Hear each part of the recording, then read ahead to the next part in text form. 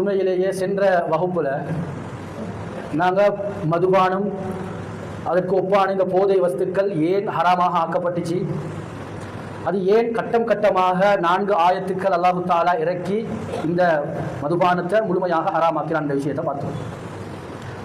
கண்ணியமான சகோதரர்களே, மார்க்கம் இன்னும் ஒரு விஷயத்தையும் தெளிவாக சொல்லுது. என்னடா, ஒவ்வொரு மனுஷனும் அத்தரூரியாத்துல் ஹம்ஸ்னு சொல்லுவாங்க. இதுக்கு 5 விஷயங்களை இவன் கட்டாயமாக பாதுகாத்து தான் ஆகும்.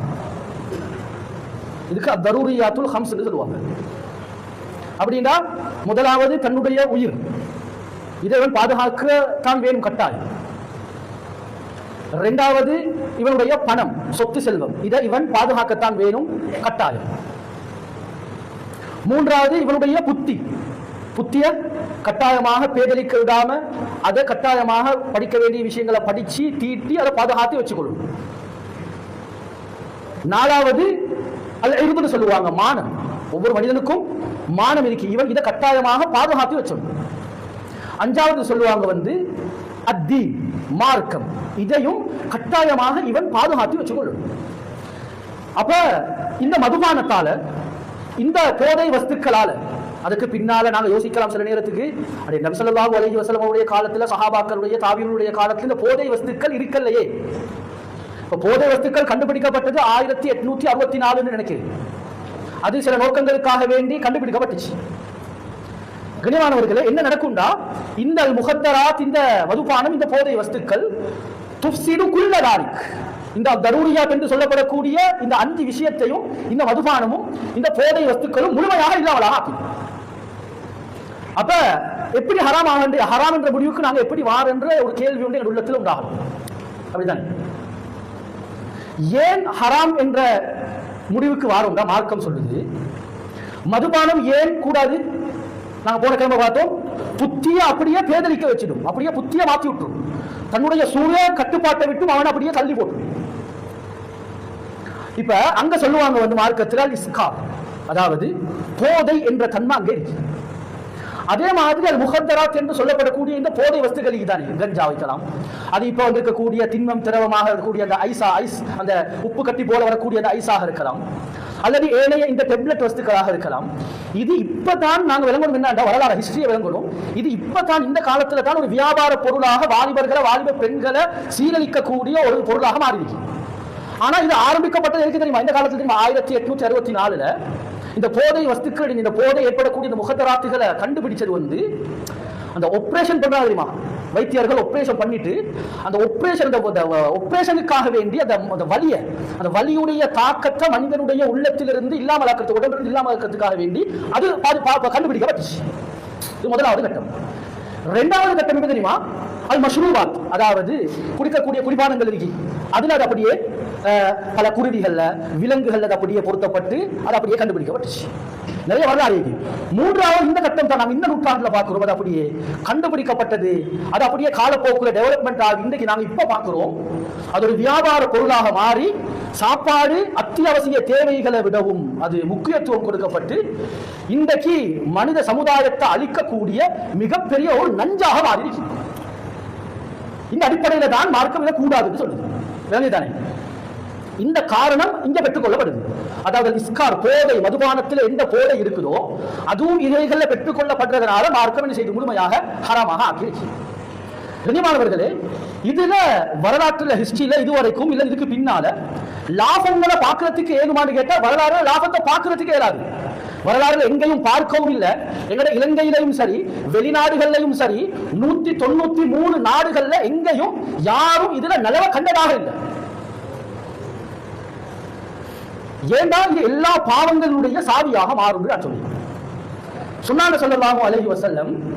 இஜ்தனிபுல் ஹம்ர், இந்த புத்திய பேதலிக்க வைக்கக்கூடிய இந்த வஸ்துவை நீங்க தவிர்த்துக்கோங்க. ஏன் தெரியுமா? இந்த மதுபானத்தை தவிர்த்துக்கோங்க.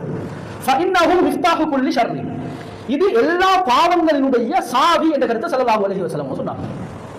ஏன் அப்படி சொன்னாங்கடா? மஜ்லிஸ்ல ஸல்லல்லாஹு அலைஹி வஸல்லம் சொன்னாங்க, ரஜுலும் மன் கான கபலக்கும், உங்களுக்கு முன்னால ஒரு வாலிபர் வாழ்ந்தார் முன்னால காலத்துல.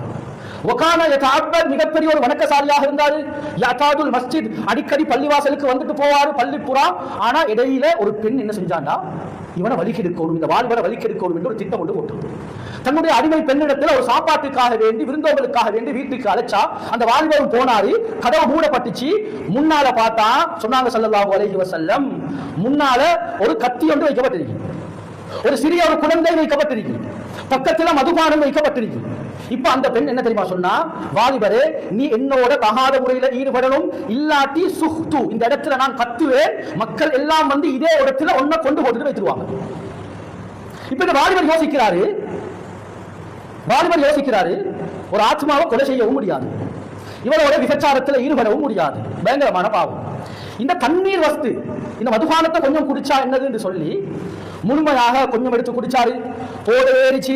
இன்னும் கொஞ்சம் எடுத்து குடிச்சாரு, முழுமையாக போதை ஏறிச்சு. அதுக்கு பின்னால கத்தியை எடுத்து அந்த குழந்தையையும் கொன்றார்.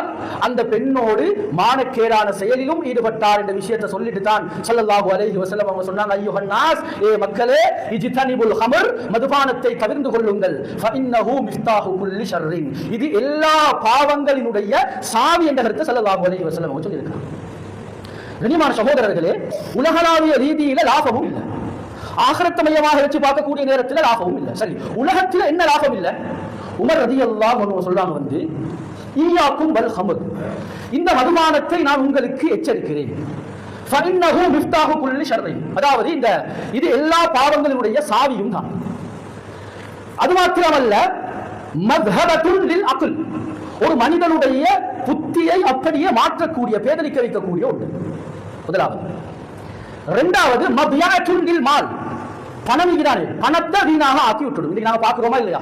இந்த மதுபானத்துக்கு, இந்த ட்ரக்ஸுக்கு, போதை வஸ்துக்களுக்கு அடிமையாகி பெரிய சொத்து செல்வத்தோட வாழ்ந்த பெற்றோர்கள் ஏழையாக வாழ்றாங்க, எல்லாத்தையும் இழந்து வாழ்றாங்கடா. இந்த போதை வஸ்துக்களும் இந்த மதுபானமும் தான் இதுக்கு அடிப்படை காரணம். மூன்றாவது என்ன தெரியுமா சொன்னாங்க? மன்ஹகத்துன் லில் ஜஸத், ஒரு மனிதனுடைய உடம்புல தீராத பயங்கரமான நோய்களை உண்டு பண்ணும். இன்றைக்கு வைத்தியர்கள், டாக்டர்ஸ்மார் இத ஆராய்ச்சி செஞ்சு சமகாலத்தில் தயாரிக்கப்படக்கூடிய இந்த போதை வஸ்துக்கள் இருக்குதானே, இதுல கலக்கக்கூடிய ரசாயன பதார்த்தங்கள் சொல்லுவாங்க, எட்டனால், இன்னும் நிறைய இதுகள் சொல்லுவாங்க, இவைகளின் மூலமாக ஏற்படக்கூடிய பயங்கரமான நோய்களை பட்டியல்படுத்திருக்கிறாங்க. சுமாராக நான் நினைக்கிறேன் 20 நோய்களை எடுத்திருக்கிறாங்க. அதுல சுருக்கமாக நேரம் இருக்கிறதுனால ஒரு 5 நான் சொல்றேன். சுருக்கமாக இந்த ரசாயன பதார்த்தங்களை ஒரு வாலிபர் இதை தொடர்ச்சியாக இந்த போதை வஸ்துக்களை பாவிப்பாருங்க, இந்த மதுபானத்தை சமகாலத்தில் செய்யக்கூடிய இந்த இதுகளை பாவிச்சு கலந்து செய்யப்படக்கூடிய இதை குடிப்பார் இருந்தா, காலப்போக்குல இவருடைய மூளை இருக்குதானே, மூளையில நரம்புகள் இருக்கு. இதனுடைய தாக்கம் என்ன செய்யும்னா, இந்த மூளையுடைய நரம்பு நாளங்களை தாக்கி இவைகளை காய வச்சும். இவைகளை காய வைக்கும் மூளையில் இருக்கக்கூடிய நரம்புகள் காயும் என்றிருந்தா வைத்தியர்கள் சொல்றாங்க,